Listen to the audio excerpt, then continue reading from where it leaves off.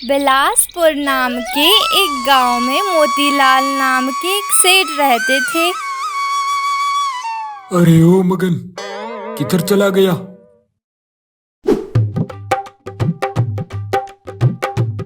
वो थोड़ा बगीचे का काम बचा हुआ था, इसीलिए वहां था। अरे सारे रसगुल्ले खत्म हो गए हैं। लगता है किसी ने मेरे सारे रसगुल्ले खा लिए। जी सेठ जी, सुबह जब मैं आया तब तो रसगुल्ले थे।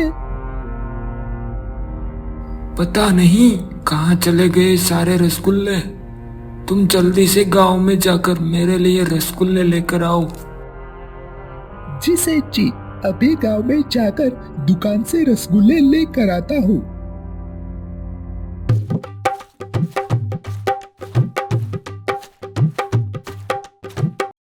अरे मगन, तू इधर क्या कर रहा है? जी मालकिन, वो तो सेठ जी ने बुलाया, इसीलिए मैं यहाँ आया हूँ। अरे वो सारे रसगुल्ले खत्म हो गए थे, इसीलिए मैंने मगन को बुलाया। पता नहीं कौन मेरे सारे रसगुल्ले खा गया।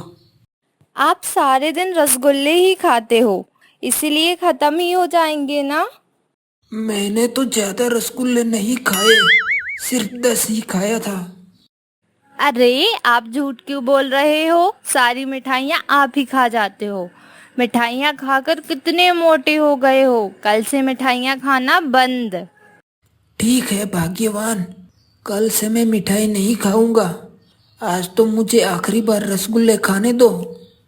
जी ठीक है, इसके बाद कभी मिठाइयाँ नहीं खाने मिलेंगी। मगन, मेरे लिए एक गुलाब जामुन की बाटली लेकर आओ। जी ठीक है, मैं अभी बाजार जाता हूँ। अरे मगन, जरा जल्दी से आना, मुझे बहुत तेज भूख लगी है। जी सेठ जी, समझो अभी गया और अभी आया।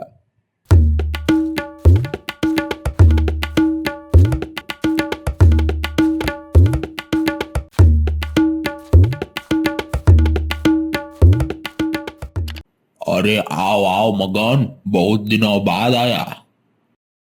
मुझे जल्दी से एक बाटली गुलाब जामुन दो।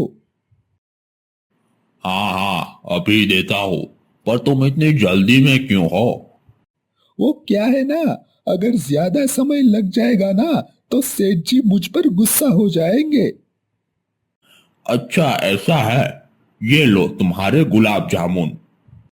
फिर मगन पैसे देकर वहां से चला जाता है। अरे बाप रे, इनका सेठ तो कितना गुस्सा वाला है। खैर जो भी हो, हमें क्या।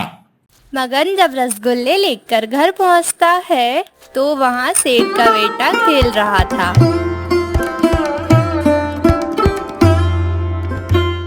तभी अचानक से बॉल रसगुल्ले की बोतल से टकराता है और वो बोतल मगन के हाथ से गिर जाती है। अरे आओ आओ मगन, तुम तो बहुत जल्दी आ गए, पर तुम खाली हाथ क्यों आए हो? वो मालिक वो क्या हुआ? तुम कुछ बोल क्यों नहीं रहे हो? मैं जब आ रहा था तब आपके बेटे ने रसगुल्ले की बोतल पे बॉल मारा और वो बोतल टूट गई। मूर्ख, तूने ये क्या किया? मेरे सारे रसगुल्ले गिरा दिए। मालिक, मैं इसमें क्या कर सकता हूँ? तुमने रसगुल्ले गिराकर बहुत बड़ी गलती कर दी। मैं अभी तुम्हें इस नौकरी से निकाल देता हूँ। मुझे माफ कर दीजिए, मेरी इसमें क्या गलती है? मैं वो सब नहीं जानता, तुम मेरे घर से निकल जाओ। मगन निराश होकर वहां से चला जाता है।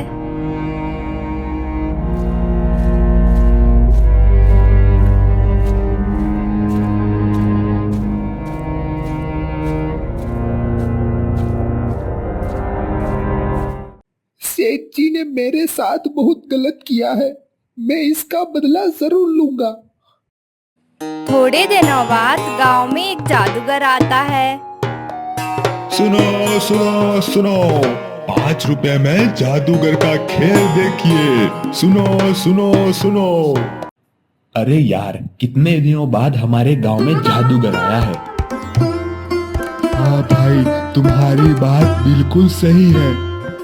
फिर शाम को दोनों दोस्त जादूगर देखने जाते हैं।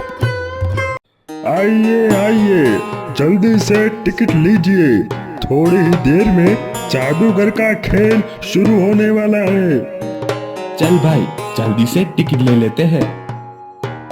आप सभी लोगों का मशहूर जादूगर सम्राट स्वागत करता है।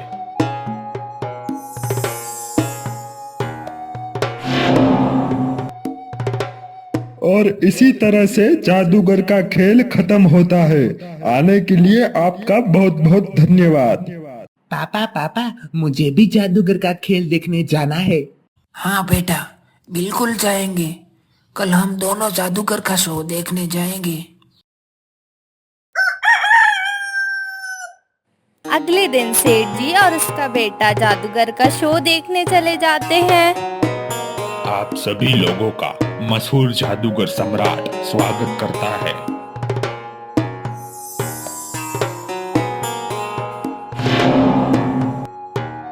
और इसी तरह से जादूगर का खेल खत्म होता है। आने के लिए आपका बहुत बहुत धन्यवाद। कितना बढ़िया जादूगर का शो था ना पापा? हाँ बेटा, बहुत ही बढ़िया शो था। अरे बेटा, कैसा महसूस हो रहा है? मेरा पूरा शरीर कमजोर हो गया है पापा। ऐसा लग रहा है कि शरीर में बिल्कुल ही जान नहीं बची। अरे वेद जी, मेरे बेटे को क्या हुआ है? सेठ जी, तुम्हारे बेटे को खून की कमी हो गई है, पर तुम चिंता मत करो, ये दवा से ठीक हो जाएगा। बस अब कुछ दिन और, फिर मैं दुनिया का सबसे ताकतवर जादूगर बन जाऊंगा। अरे मैं समझ नहीं पा रहा हूँ कि इतना सारा खून कहाँ चला जा रहा है। मैंने अपनी जिंदगी में ऐसा पहली बार देखा है। अरे मेरे बेटे को कौन सी बीमारी हो गई है? सेठ जी, तुम्हारे बेटे को हर दिन खून की कमी बढ़ती जा रही है। अगर ऐसा ही चलता रहा तो तुम्हारे बेटे को बचाना मुश्किल हो जाएगा। अरे कोई तो उपाय होगा वेद जी।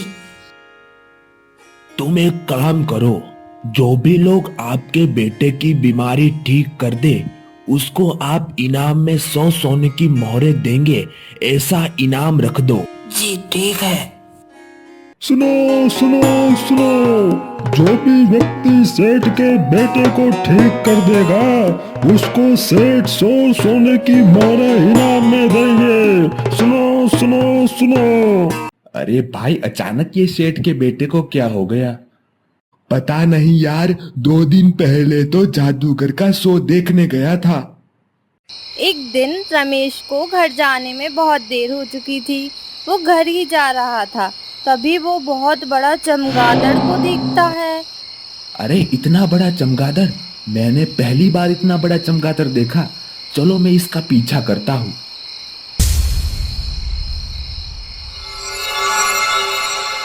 तो ये बात है, इसको तो मैं कल देखता हूँ।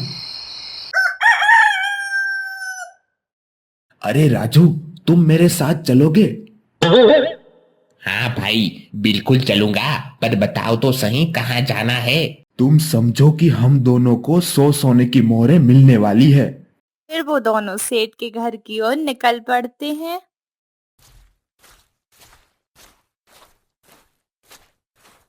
अरे बहुत दिनों बाद तुम दोनों आए। जो मैंने सुना कि आपका बेटा बहुत बीमार है और इसका इलाज करना भी मुश्किल है। हाँ मगन, मैंने बहुत सारे वैद्य जी को बुलाए, पर किसी के पास इस बीमारी का इलाज नहीं है। अब आप चिंता ना करें, हम दोनों आपके बेटे की बीमारी ठीक कर देंगे। पर वो कैसे? वो सब आप मुझ पर छोड़ दीजिए।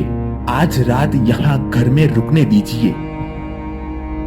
हाँ हाँ बिल्कुल, तुम दोनों इस घर में रुक सकते हो। चल राजू, वो बड़ा सा चमगादड़ को पीटना है। हाँ हाँ, चलो जल्दी।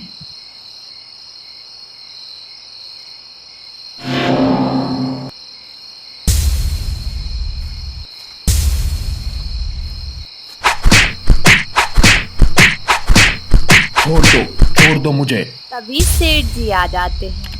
अरे जादूगर रोमियो, तुमने मुझे पहचानने में गलती कर दी।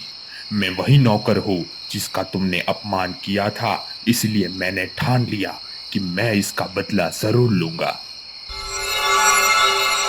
अरे सेठ जी, मुझे माफ कर दीजिए। अब से कभी ऐसी गलती नहीं करूंगा। तुमने मेरे बेटे की जान लेने की कोशिश की, फिर भी मैं एक बार तुम्हें माफ कर देता हूँ, क्योंकि उस दिन तुम्हारी गलती नहीं थी। धन्यवाद सेठ जी। अगली बार से ऐसी गलती नहीं होनी चाहिए, वरना मैं तुम्हें जेल भिजवा दूंगा। अब से ऐसी गलती मैं कभी नहीं करूंगा।